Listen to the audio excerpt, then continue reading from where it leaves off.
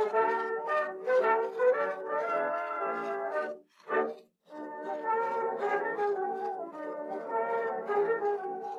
John, pack up your kit and come along with me. There's a party across the sea, and they need your company to grace it. Old John, kiss her goodbye, you know that she'll be through. It's near the time to fall in line with a million more like you. And we're all calling out the Kaiser. Oh, we've got to teach the Kaiser to be wiser.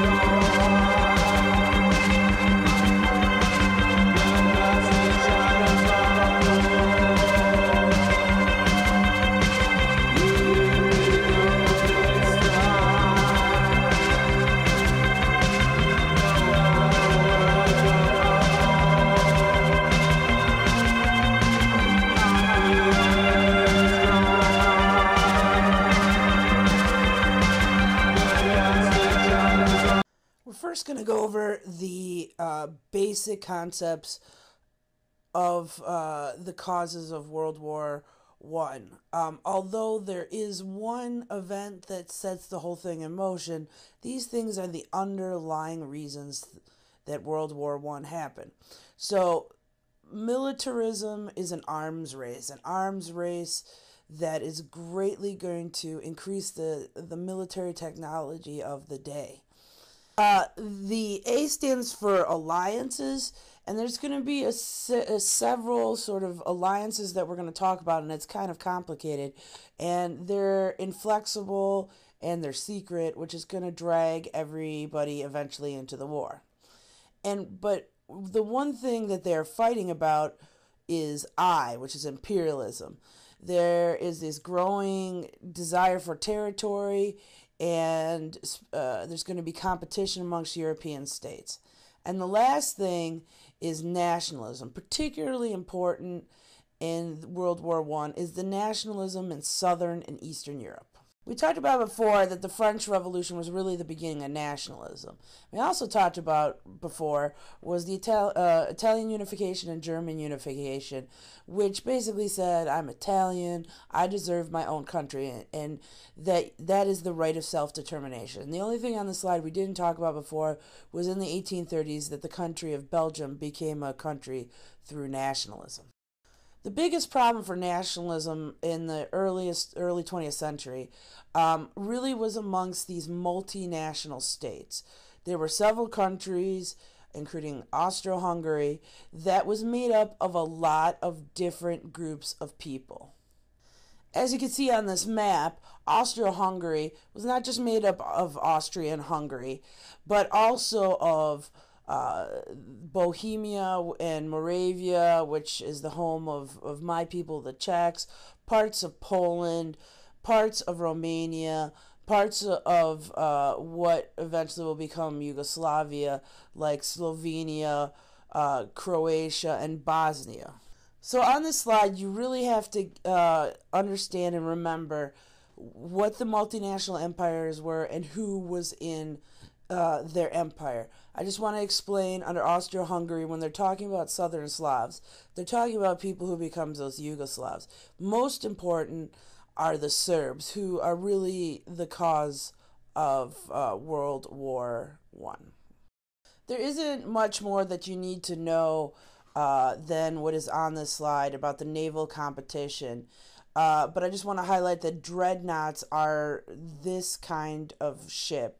It can go further, it's ironclad, it's more effective than ships that came before.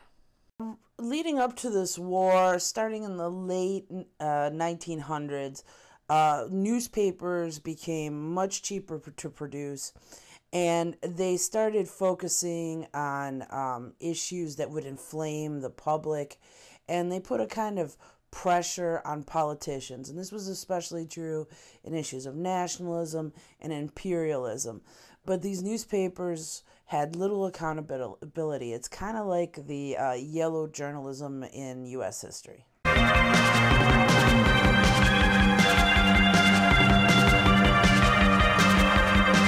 Before the war, there were several alliances made between different countries in Europe. And it ends up shaping up into these two major alliances. One is the Triple Entente, and the other one is the Triple Alliance. Now, when the war breaks out, the Triple Entente becomes the Allies, and the Triple Alliance becomes the Central Powers. Now, one of the things that students struggle with sometimes is the alliances in World War I versus World War II. So hopefully this Venn diagram helps a little bit. That it's the Allies versus the Central Powers in World War I. Whereas when we get to World War II, it's the Allies versus the Axis powers. And even who's in these alliances is slightly different, especially on the opposing side to the Allies.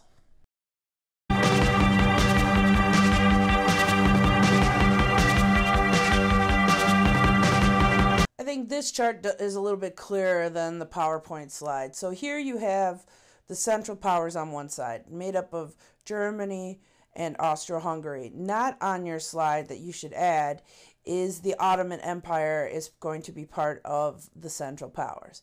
And you should see little bitty writing on here that says Italy. That's because Italy starts out as part of the Triple Alliance, but when the war breaks out, they switch sides and join the Allies.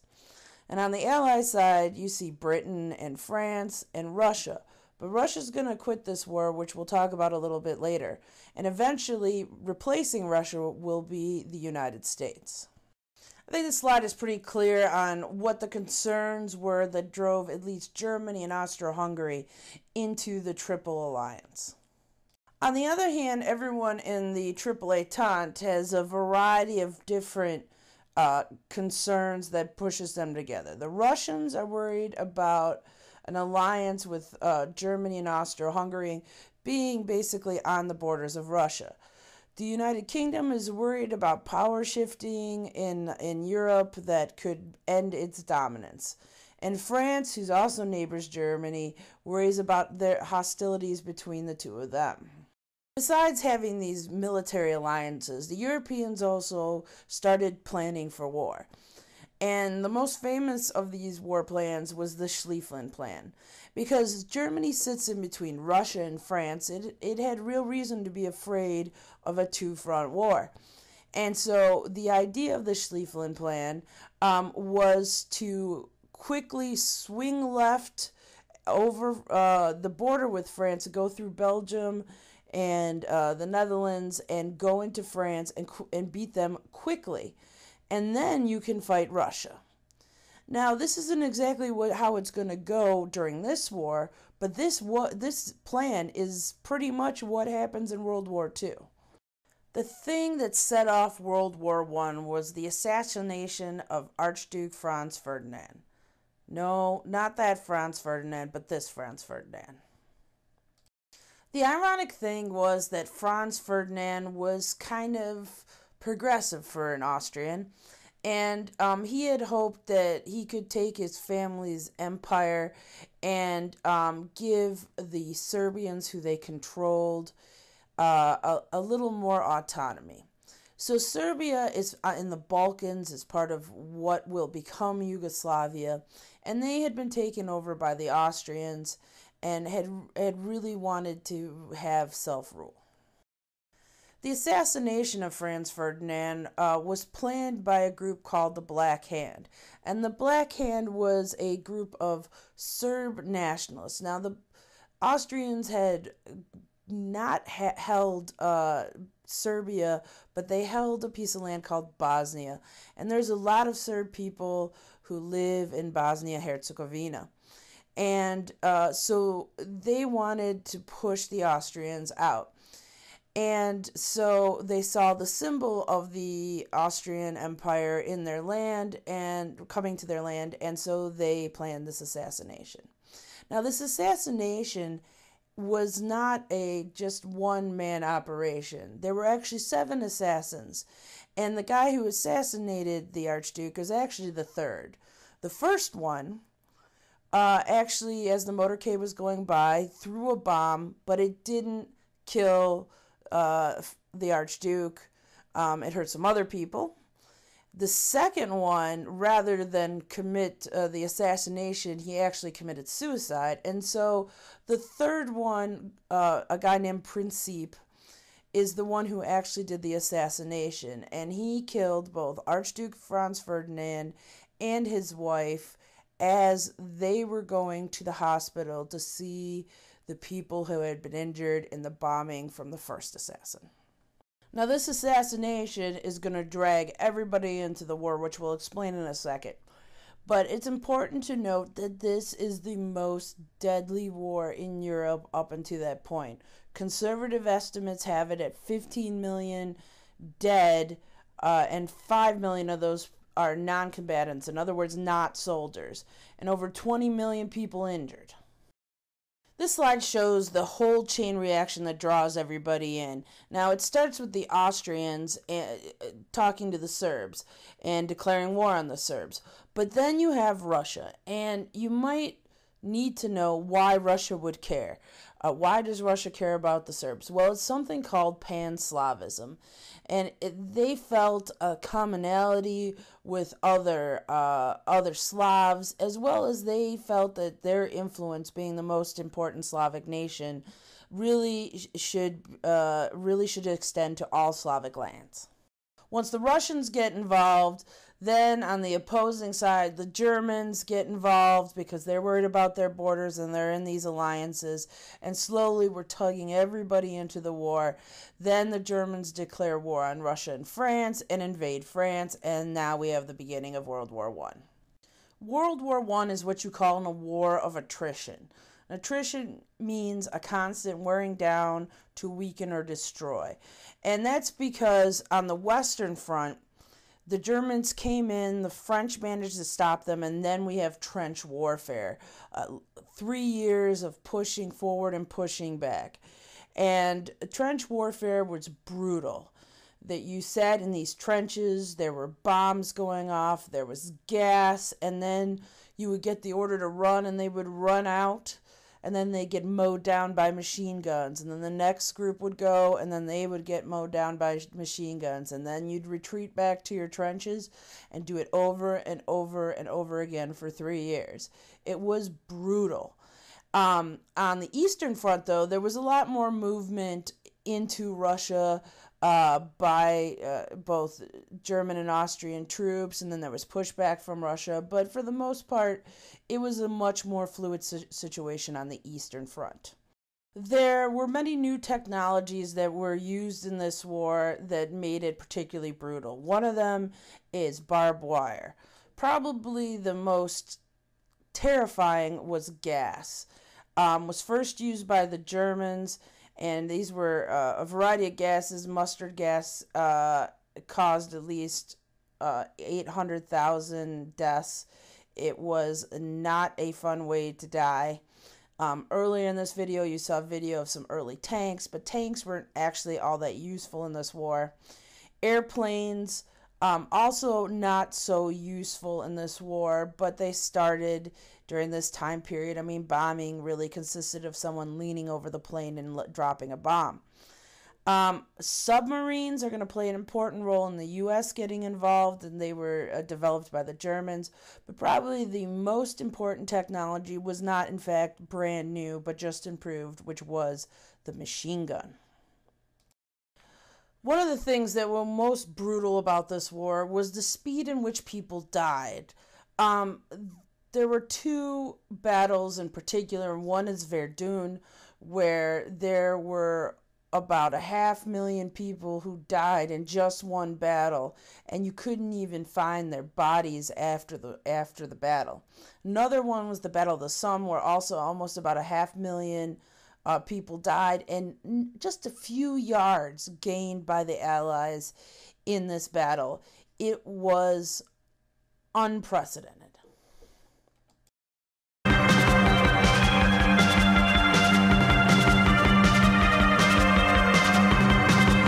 World War I may be one of the earliest total wars. There's some historical debate about that. What's a total war? A total war is where there is a home front and there is a war front. In other words, that people at home were working to help support the war and also sometimes suffered the ill effects of war. For example, there were Zeppelin attacks on cities. In World War I, also, women went to work, just as they're going to do in World War II. But in World War I, after the war is over, they go back into the home if they are of a certain class. And there's a certain class of women that have always worked. World War I also had a lot of propaganda, and particularly the propaganda poster was out there. And a lot of times they lied. The irony of this is that after the war, people are not going to believe how terrible World War I was because of all the lying that happened in these propaganda posters. So let's look at some propaganda posters. Both of these are posters for the U.S. military, and I'm going to talk more about the one on the right, where it says, "Destroy this mad brute." And who's the mad brute but Germany? And he's like an animal, like King Kong, which had been popularized recently. And what is he doing? He's ravaging this woman. I mean, she's losing her clothes. I mean, how could they possibly do this? It's meant to elicit a lot of emotion in young men and encourage them to enlist in the army. These two are examples of British propaganda. On the left, you can just see the look in the man's eye. If you just don't join the military and help, this guy is going to die. And on the right-hand side, it's discussing an incident that happened, but the most important thing is at the top, where it says, "How the Huns hate." I mean, they're calling the Germans the Huns. You know, those were the people who brought down the Roman Empire. They must be really bad.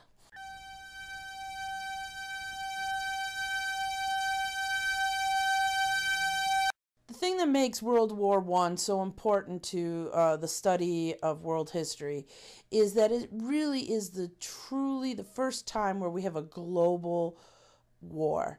In other words, that people from all over the globe were involved. Now, most of the warfare took place in Europe. There were a couple battles and a little bit of warfare with the Japanese elsewhere. For the most part, it takes place in Europe.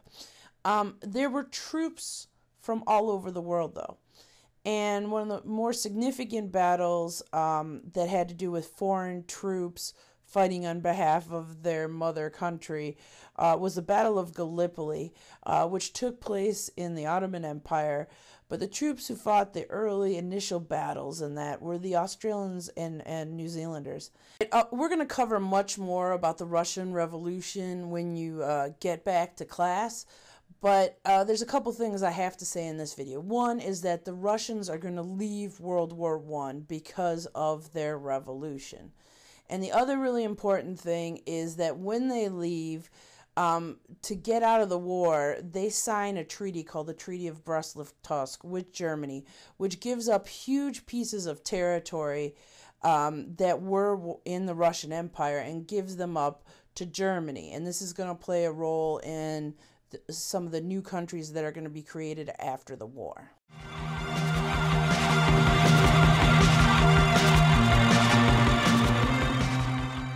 In 1917, as the Russians are leaving the war, the Americans enter it. Now, from the beginning of the war to 1917, the United States had been involved in selling arms and trading with the British in particular, but there had been this issue of U-boats, and the Germans had the submarine, and they were shooting any ships that were trading with the British and British ships themselves. And eventually this leads to the sinking of the Lusitania, which starts to mobilize Americans towards disliking the Germans more and wanting to enter this war, until we finally do enter the war in 1917. Within a year of the U.S. entry into the war, the Central Powers are exhausted and they surrender on November 11th in 1918. And the armistice, in other words, the ceasefire for the war, was signed in this railroad car.